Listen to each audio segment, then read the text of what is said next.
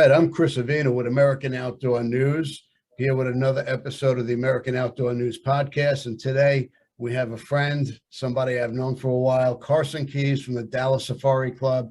Carson, thank you for coming on.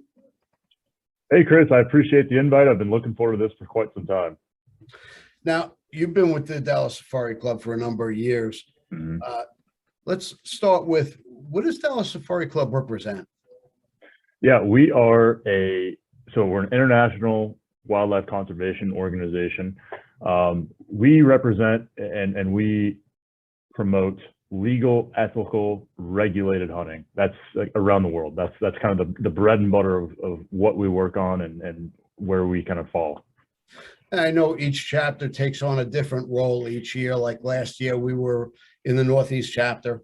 Our emphasis was on outdoor education for youth. Mm-hmm. This year, we're going to shift to something else.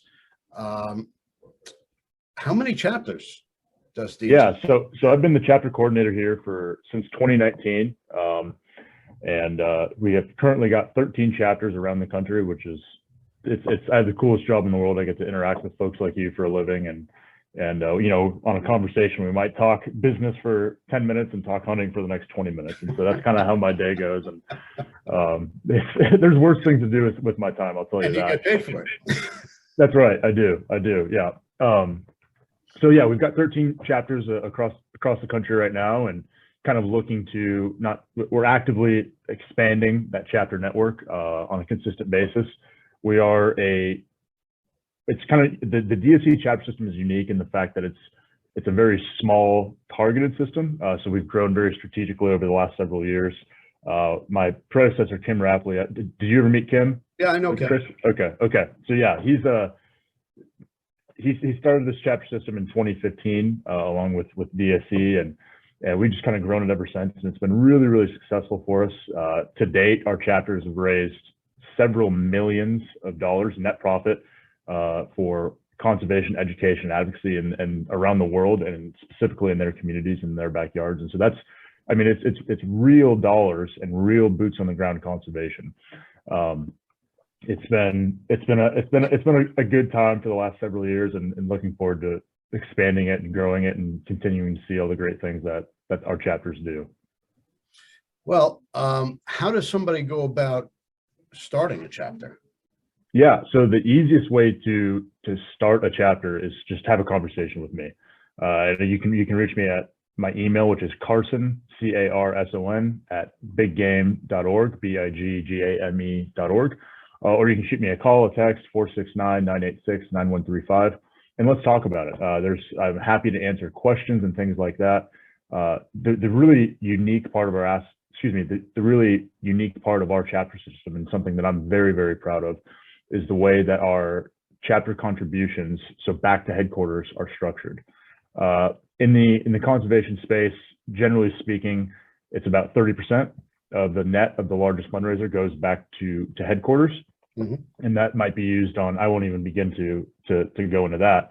But at DSC, our chapters contribute 25% of the net of their largest fundraiser back to DSC. So it's already a little bit less. Mm-hmm. Now, those checks, that 25% is split up into two different checks. There's a 5% check and a 20% check. The 5% check comes to DSC proper and is used on things such as admin, insurance. We cover all of our chapters, officers and liability insurance, travel, and things like that. But the 20% check comes to the foundation.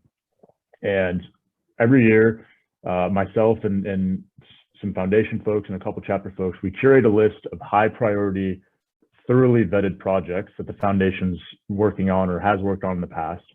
And from that list, the chapters get to choose exactly where their 20% check goes. And so in effect, our chapters keep or direct 95% of the funds that they raise to projects of their choosing. And our chapters keep 75% of that net of their largest fundraiser, and then 100% of the net of any other fundraisers throughout the year. And so our chapters have a huge amount of control over where their funds go, and they know largely exactly where those funds land. And then all of our chapters have the autonomy. All of our chapters are their own 501c3 or C4 nonprofit. And so that's a big deal. That's also really unique. And so our chapters have the, oh, sorry, go ahead. Didn't mean to. I wanted to step in on that. How does one go about becoming a non-for-profit organization? Yeah, yeah. DSC assist with that?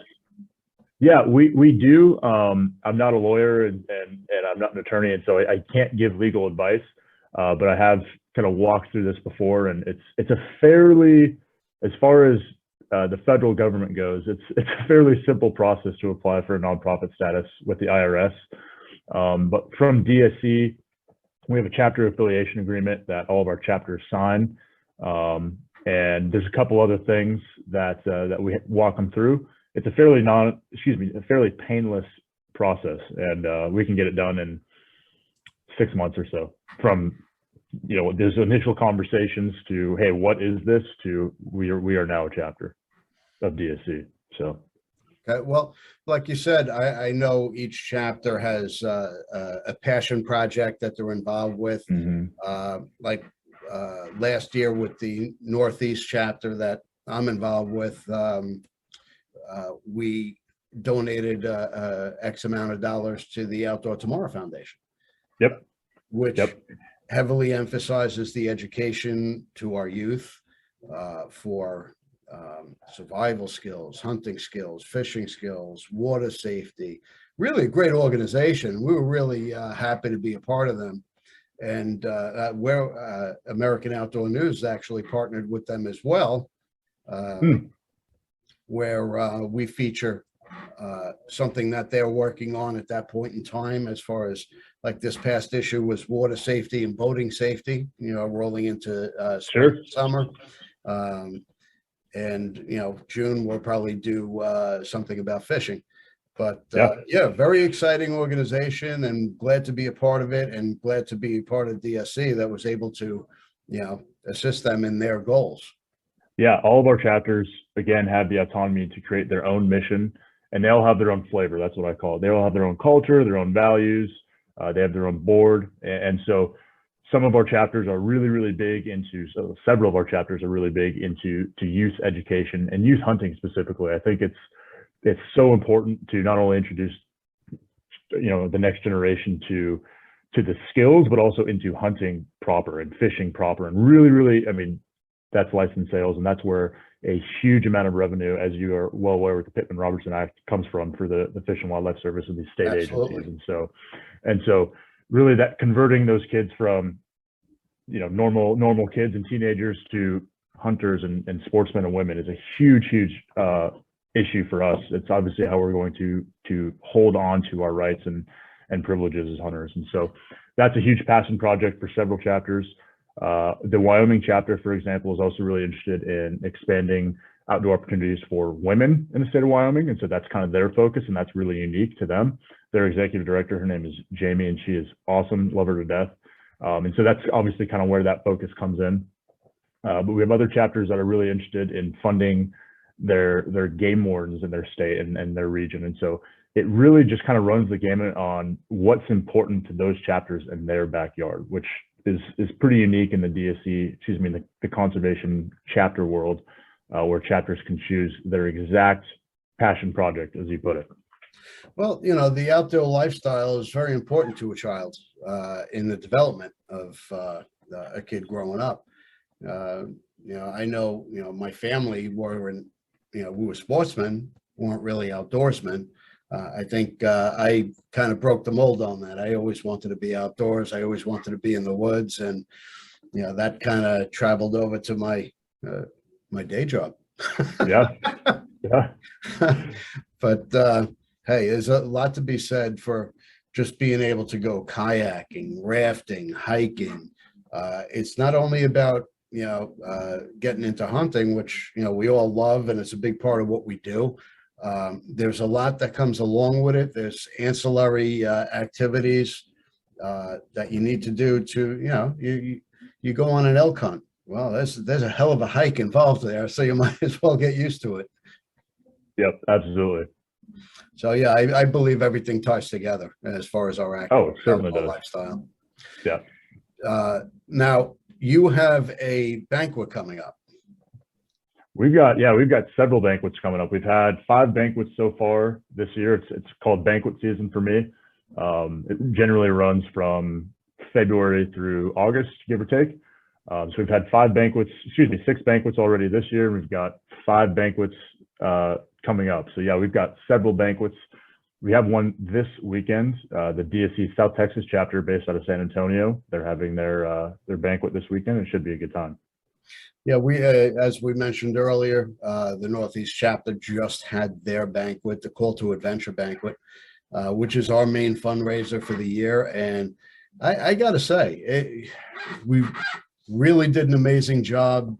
Frank Herrick, the president, did a vast majority of the work.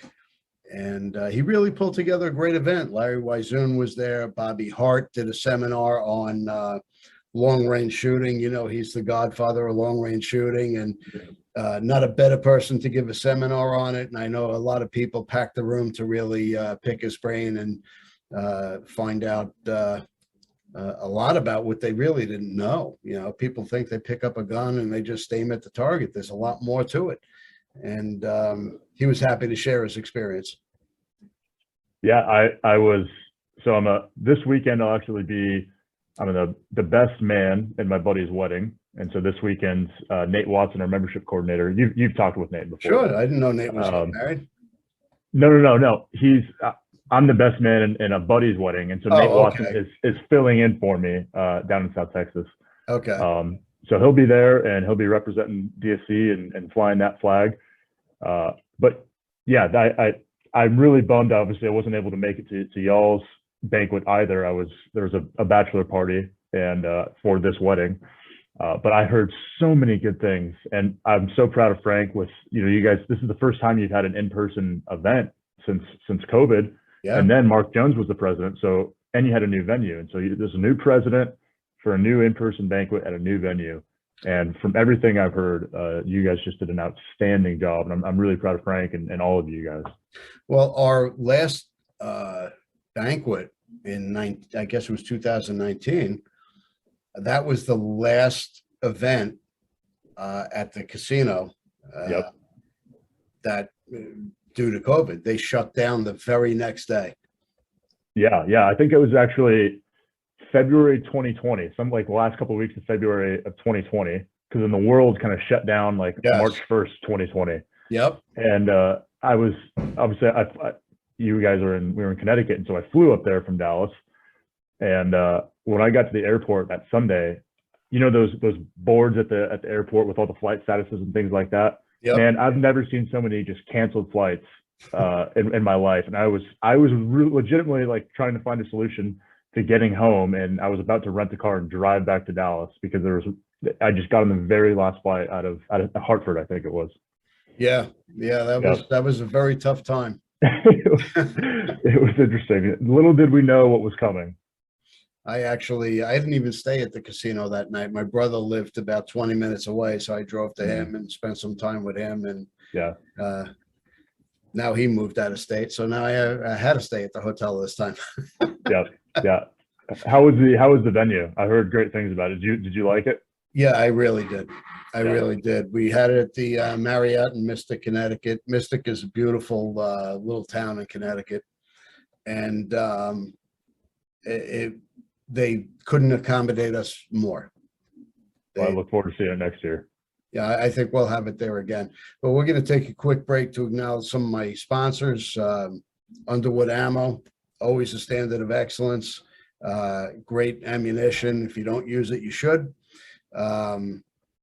Pyro Putty and Phone Scope, piece of equipment that everybody should keep in their pack. You never know when an emergency pops up and you're going to need to start a fire with Pyro Putty. Starts under any condition. Phone Scope, you can videotape your as you're scanning, looking for your deer or whatnot. You can pop in your phone, connect it, and videotape anything. And of course, Hunt of a Lifetime. We're going to hear from them right now, so we'll be right back. We love our children. We protect them. We guide them. We prepare them for life in the world. With all that we do, from deep in our hearts, we cannot control all things. Life-threatening illnesses and disabilities affect far too many of our children each year. While we cannot change the circumstance, we can make dreams come true. Dreams to provide hope, to provide spiritual healing and strength, to provide moments of happiness and relief in the hardest of times. We can give a glimmer of light and hope in a time of darkness and despair. Join huntofalifetime.org to help make dreams come true, to provide hope for children with life-threatening illnesses and disabilities. Hunt of a Lifetime is a nonprofit organization fulfilling dreams for hunting and fishing trips to youth 21 and under with life-threatening illnesses and disabilities. Visit huntofalifetime.org to learn how you can make a difference. Okay, and we're back with Carson Keys, Dallas Safari Club. Carson, as we were saying, the banquets season, well, banquet season for me is over, but obviously not for you. No, we're rolling on. We got 5 more banquets coming up. We've had 6 already, and yeah, it's kind of a whirlwind, but it's so nice when it's over and the projects and the grants start growing out. The funding for these projects and grants starts going out, and we really are able to see the impact that our chapters are having. I mean, across the world, and not only in their backyards, but from everything from Africa to water guzzler projects in the state of Texas and everywhere in between. And so that is so satisfying to me to see that money being put to good use with real boots on the ground conservation projects. Does the name give you a hindrance to the growth of the organization? Because it's Dallas Safari Club, even though we both know it's a international organization, does the name inhibit growth? Yeah, it's certainly a question that I have received. Dallas Safari Club, we started back in 1982, and so that name is kind of a nod to our forefathers that kind of started our organization, and some of them in fact are still around. And so while it is a question that we do get every once in a while, it certainly has been no hindrance in our growth as an organization or as a chapter system. And so great question, and I do get it a fair amount, but as soon as people kind of peel back some layers and see all the work we do and the fact that we are not just, we have 13 chapters around the country, and the majority of those are outside of the state of Texas. And so we do so much more work, and we're so much of our membership is so broad across the world, in fact, that while it is a fair question, it is not a hindrance to growth and things like that. Now, Larry Wizoon, Mr. Whitetail, has played such a huge part in the growth of Dallas Safari Club. What I want to know is, where the hell does this guy get his energy? I have got no idea, but Larry is an absolute champion for DSC. That guy, he was in the office last week, as a matter of fact, and he's here at least once a month. And he is so giving with his time.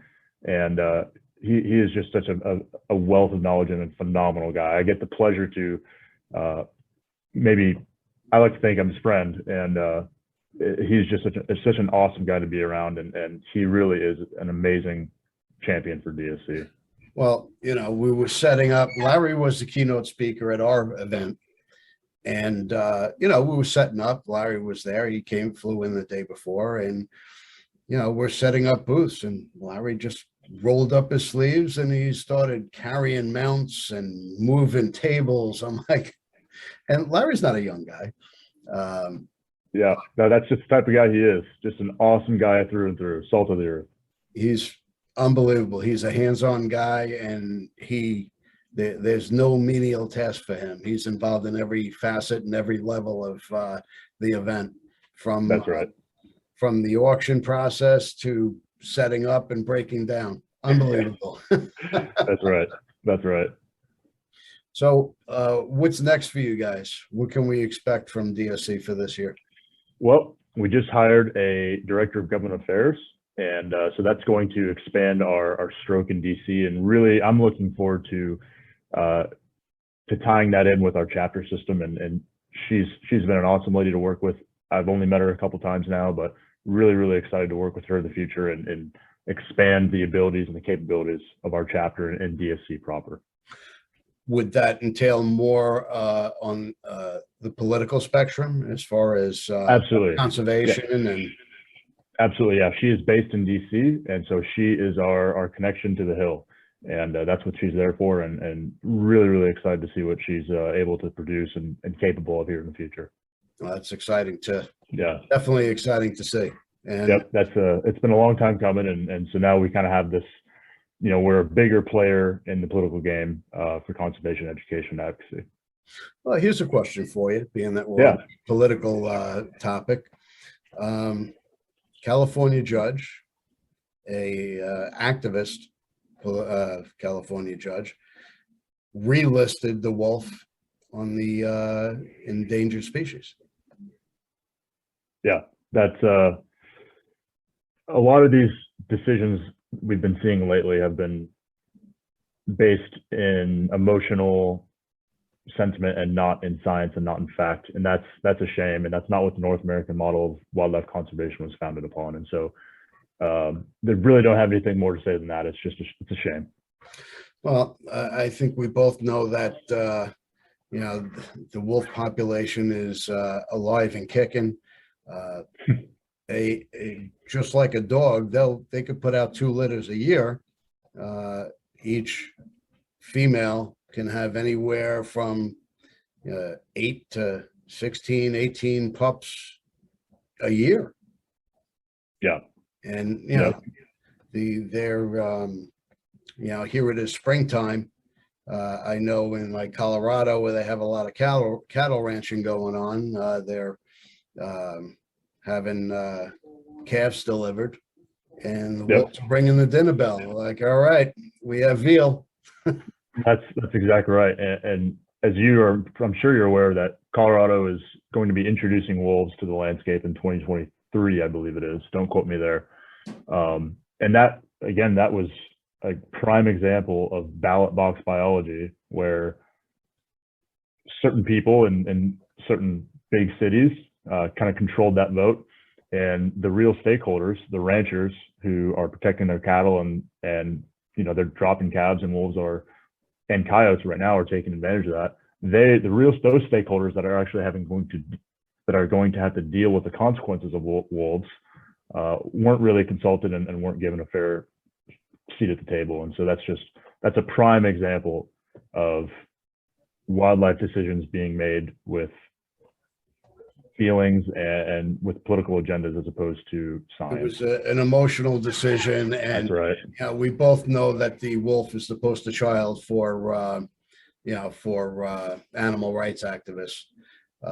I just spoke to Wisconsin Congressman Tom Tiffany on this very topic, and I asked him straight out. I said, "Hey, Donald Trump." The wolf was delisted from the Endangered Species Act during the Trump administration. Mm-hmm. Did that play a role in relisting them as an endangered species? He outright said played a big role in it. Yeah. So, there's a lot of games going on behind the scenes, and it's not about the health and growth of a particular species. It's a political motivation. Yep. I think there's certainly a place for wolves and grizzly bears and predators of that nature on the landscape, but the unchecked presence of those same predators is another conversation for another day, but scientifically, it doesn't make much sense. Well, the hunting conservation model works. It works Absolutely. For deer, it works for bear, it works for coyotes. Why doesn't it work for wolf? Yep. Yeah. But, yep. So that's a whole nother. Yep. But again, that's part of what we do. Yeah, absolutely. We are, big on steering culture and encouraging people to, have a conversation with people who may or may not agree with hunting, but just to see the benefits, that they're true factual benefits of hunting and conservation. Absolutely. Absolutely. Well, I definitely appreciate you coming on. And where can we find you, as well as how do we sign up to become a member of Dallas Safari Club? Yeah, thanks for that. I'm going to go ahead and plug DSC's website here. It's www.biggame.org. There you can find all the information about us as an organization, our upcoming June 4 and 5 Foundation Gala, our annual convention, January 5 through 8, I think. Don't quote me there. As well as everything to learn about our chapter. So there's a chapter tab up on the top of that screen there. We have our chapter directory there and everything like that. You can go ahead and look through that and do a little bit of your research. And when you've done that and you're kind of finally ready to ask a few more targeted questions, go ahead and give me a call at 469-986-9135 or send me an email at carson@biggame.org. Well, definitely go to the site, consider becoming a member, and remember that, when you become a member of Dallas Safari Club, you get a free subscription to American Outdoor News. Absolutely, you do. Yes, sir. Yes, sir. So feel free to subscribe to our podcast. Definitely check out Dallas Safari Club, and we thank you again for listening. Hey, Chris, thanks for having me on here. I really appreciate it. Always a pleasure to have you on.